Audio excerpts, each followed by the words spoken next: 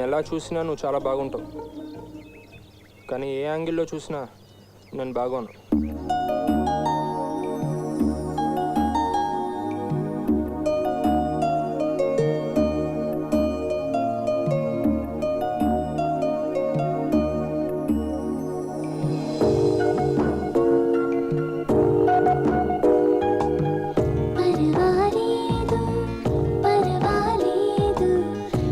చక్కగున్నా లేకున్నా ఏం పర్వాలేదు.